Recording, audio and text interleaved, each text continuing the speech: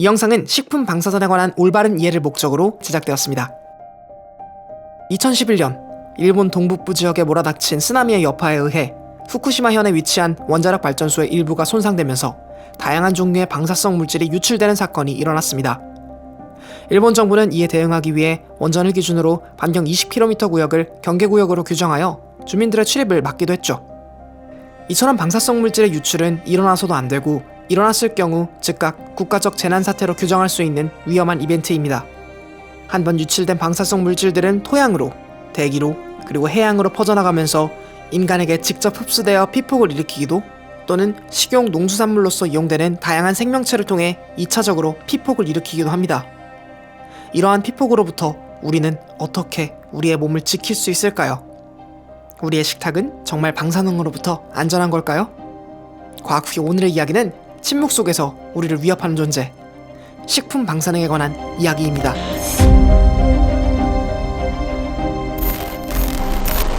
아주 오래전부터 궁금하게 여겼던 질문들이 있습니다. 우리는 어디에서 왔을까? 세상은 무엇으로 만들어졌을까? 이 질문들은 과거로부터 오늘날까지 수많은 현인들과 철학자들의 계속되는 물음이기도 합니다. 전자는 우주의 구조와 원리를 이해하는 학문으로 발전했으며 후자는 물질의 근원을 탐구하는 학문으로 연구되었습니다. 눈에 보이지 않는 작은 세계, 원자의 세계에 관한 연구 말입니다. 세상을 이루는 물질의 근원을 조사하던 과학자들은 원자라는 존재 앞에 당도합니다. 과학자들이 처음으로 원자를 떠올렸을 때는 이 존재는 쪼개지지 않는 물질을 만드는 가장 작은 블록이라고 생각했죠. 그러나 이 비밀만한 블록 안에는 아주 막대하고도 강렬한 힘이 숨어 있었습니다. 원자를 유지하고 만들고 제어하는 힘들이 바로 그런 것들입니다. 이 힘에 관한 존재를 알게 된 최초의 계기는 베크렐의 실험 덕분이었습니다. 맑은 하늘이면 그는 어김없이 돌을 들고 밖으로 나와 마치 광합성을 시키듯 돌 위에 빛을 흠씬 쬐어주었죠. 이렇게 하면 어두운 밤에도 밝은 빛을 내는 돌을 만들 수 있었습니다. 모든 돌이 다 그런 것은 아니고 인을 포함한 광물성 구조를 가지고 있는 돌의 고유한 특성이었죠. 이 돌을 필름에 놓아 태양빛을 얼만큼 받는가에 따라 얼마나 강하게 필름이 감광하는지를 알아본 연구, 인광현상이라고 불리는 이것이 베크렐이 궁금하게 여겼던 것입니다. 그런데 이 과정에서 놀라운 사실 하나를 알게 됩니다. 어느 날 우중충하고 구름이 낀 날씨 때문에 베크렐은 지속해오던 실험을 할 수 없었습니다. 마침 준비된 돌이 눈에 들어왔었고 베크렐은 그냥 이 돌을 감광 필름에 올려두고 서랍 안에 보관했죠. 놀라운 것은 이 돌이 태양의 빛을 쬐지 않았음에도 필름을 감광시켰다는 사실입니다. 아무런 에너지도 공급받지 않은 돌이 주변에 감광 현상을 일으킨다는 것은 물리학의 가장 기본적인 법칙들 중 하나인 에너지 보존 법칙을 위배하는 일이었습니다. 이를 통해 원자 속에 잠재는 에너지가 있다는 사실을 유추해 볼 수 있었고 마리 퀴리 등의 수많은 후속 연구를 진행한 과학자들 덕분에 원자들 중 몇몇은 잠재된 에너지를 자연적으로 방출하는 능력, 즉 방사능을 가지고 있다는 사실을 알아내게 되었고 이 능력에 관여하는 새로운 힘들, 즉 강한 핵력과 약한 핵력에 대한 지식을 습득하기 시작했습니다. 초창기에 이 새로운 힘들의 존재를 알았을 때는 과연 이것들을 활용한 무언가를 할 수 있을까? 하는 생각에 전체적으로 회의적인 의견이 지배적이었습니다. 그러나 곧 그것이 사실이 아니게 됨을 인류는 확인했죠. 세계대전의 치열한 군비 경쟁과 전쟁 종식에 목말랐던 당시의 각국 정치인들과 몇몇 과학자들은 원자 속의 에너지를 이용하는 것이 가능하다면 이론상 긴 지구 역사 이래 존재하지 않았던 무시무시한 파괴력을 지닌 폭탄을 만들 수 있다는 사실에 주목했고 상계 목적을 이루기 위한 대규모 연구 프로젝트인 맨해튼 프로젝트를 통해 결국 전례 없는 강력한 파괴력의 무기를 만들어내게 되었습니다.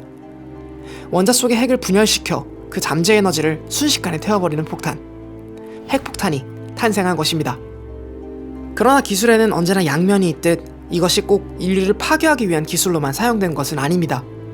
맨해튼 프로젝트 이후 핵폭탄을 제작하기 위한 기저기술들과 이를 보강하는 과학공학적 성과들이 백그라운드가 되어 이 파괴적인 힘을 인류의 공헌과 발전을 위해 이용할 수 있는 아이디어들이 등장했고 이행되기도 했습니다.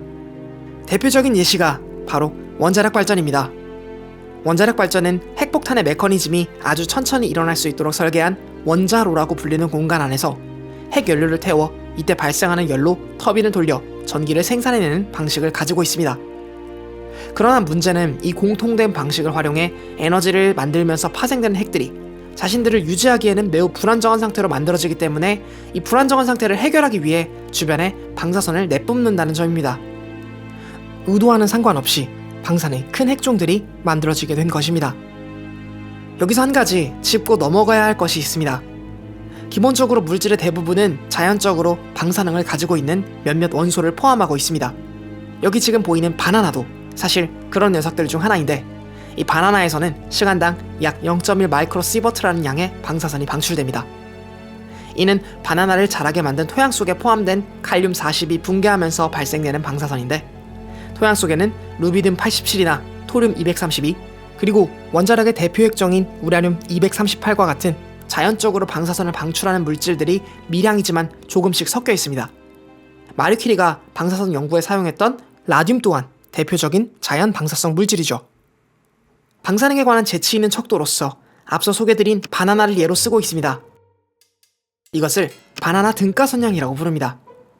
우리 몸을 구성하는 물질들 중에서도 방사성 붕괴를 하는 원자들이 있는데, 그 방사선량은 시간당 0.05 마이크로시버트로서 이것을 바나나 등가선양으로 나타내면 바나나 반개 정도에서 나오는 양으로 나타낼 수 있습니다. 우리가 그 어떤 방사성 물질에 오염되지 않았음에도 지구의 광물에서 발생하거나 우주에서 내려오는 방사선 등 자연적으로 발생하는 방사선 피폭량이 있습니다. 이것을 1년 동안 맞은 양을 우리는 연간 자연 방사선량이라고 부릅니다. 실제로 우리들은 대한민국이라는 땅의 지질학적 특성과 기후에 의해 자연으로부터 연간 3100 마이크로시버트 정도 수준의 자연 방사선에 피폭되고 있습니다. 우리가 흔히 접하는 비교적 많은 방사선에 노출될 수 있는 곳으로 비행기를 꼽아볼 수 있습니다. 고도가 올라가면 올라갈수록 우주로부터 내려오는 방사선에 쉽게 피폭되기 때문인데요. 약 8km 상공에서의 시간당 방사선 피폭량은 약 1 마이크로시버트 per hour. 이 정도면 바나나 10개 정도의 수치입니다. 병원의 엑스레이 사진을 통해서도 우리는 방사선에 피폭됩니다. 사진 한 방 찍으면서 피폭되는 방사선 양은 100 마이크로시버트로서 바나나 1000개를 1시간 동안 끌어안았을 때 받는 방사선 피폭량과 같은 양입니다. 의학에서 사용하는 CT 사진 한 장 찍을 때의 피폭량이 약 7000 마이크로시버트인 것을 감안해 본다면 연간 자연 방사선 양은 생각보다 적은 양인 것을 알 수 있습니다. 생각보다 안심할 수 있죠. 그런데 왜 우리는 방사선 그리고 방사성 물질을 위험하다고 인식하게 된 걸까요? 그 계기는 다름 아닌 엑스레이나 CT 또는 원자력 발전과 같이 인공적으로 방사선을 만들어 문명에 이용하고자 했던 기술의 발달이 일정 이상 수치의 높은 수준의 방사선에 노출될 수 있는 환경을 만들었고, 이들 때문에 나타나는 문제를 경험했기 때문이라고 볼 수 있습니다. 마리 퀴리의 사망 원인에서도 알 수 있듯 방사성 물질과 방사선은 인체에 지대한 영향을 끼칩니다. 이유인즉슨 방사선은 우리 몸의 설계도인 DNA를 직접적으로 파괴할 수 있을 만큼 강력한 에너지를 지니고 있기 때문입니다. 때문에 방사능을 지닌 물질을 한데 모아 단기적으로 강한 방사선을 만들어 그것을 쐬게 된다면 인체에 치명적이면서도 복구 불가능한 데미지를 주게 될 수도 있습니다.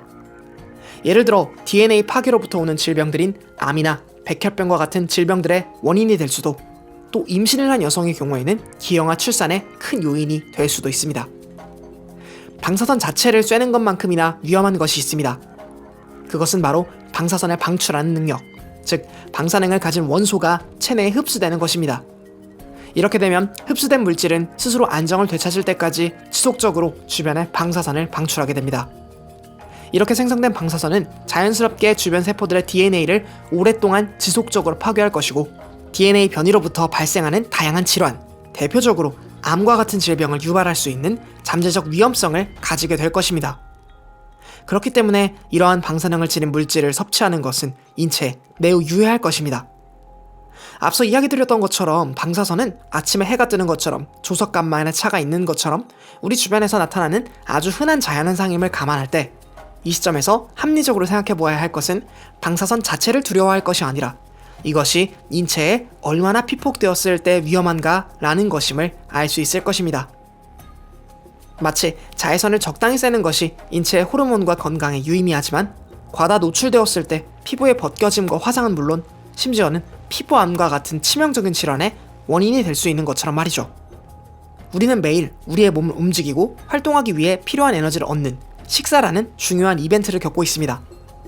문제는 우리가 먹는 음식 속에도 당연히 방사능을 지닌 물질들이 있다는 것입니다. 앞서 이야기한 바나나와 같이 말이죠.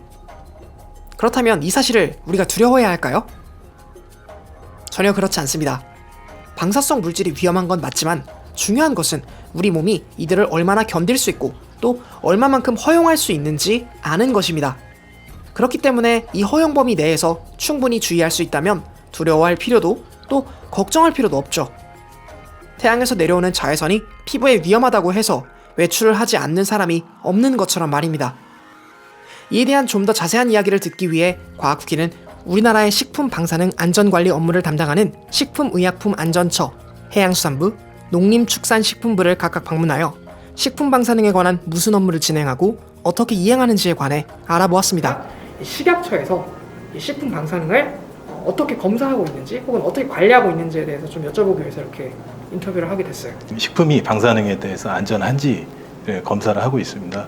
먼저 수입 단계에서는 통관 전에, 국내 유통되기 전에 방사능 검사를 실시하고 있고요. 유통 단계에서는 식약처만 별도로 하는 게 아니고 지방자치단체, 해수부, 농림축산식품부와 함께 농산물, 수산물, 기타 가공식품에 대한 유통 단계 식품에 대한 방사능 검사를 하고 있습니다. 혹시 과거에 실제로 세슘이 나와서 유통이 안 됐거나 뭐 이런 사례가 있나요? 국내 식품에서는 사례가 없고요. 아, 그래요? 예, 수입 식품에서는 검출된 사례가 간혹 있었습니다. 아, 그렇군요. 예, 통관 단계에서 네. 검사 기준치를 초과했기 때문에 국내 유통될 수 없었고요. 네. 해외로 반송하거나 폐기 조치하도록 되어 있고요. 네. 유통적인 식품에서 방사능이 검출된 경우에는 제품에 대해서 회수를 하게 되어 있습니다. 회수해서 폐기하도록 하고 있습니다. 그렇군요. 특별히 국내산 식품이나 수입 식품에 대해서 이렇게 과도한 우려는 하실 필요는 없을 것 같습니다. 지금 뭐 매년 하고 있는 수치로 봤을 때 식품 중에 그 방사능이 인체에 심각한 영향을 끼칠 정도로 오염된 사례는 거의 발생하지 않았습니다.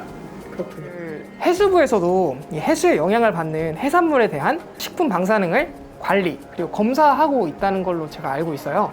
어떤 검사를 하나요? 그 해양수산부 국립수산물품질관리원에서는 국민의 건강과 안전을 확보하기 위해서 우리 국민들이 많이 섭취하는 명태, 고등어 등 생산 단계 수산물 및 원양산 수산물을 대상으로 양식장, 위공판장 등에서 방사능 조사를 실시하고 있습니다. 선박에서 수산물을 가지고 들어왔을 때 네. 처음 이제 판매가 되기 시작하기 전, 그러니까 생산 전 단계 아니면 유통 전 단계 이런 단계들을 이제 저희가 방사능 조사를 실시하고 있다고 보시면 됩니다. 그렇군요. 단계별로 이렇게 정해져 있는 거군요. 네네, 맞습니다.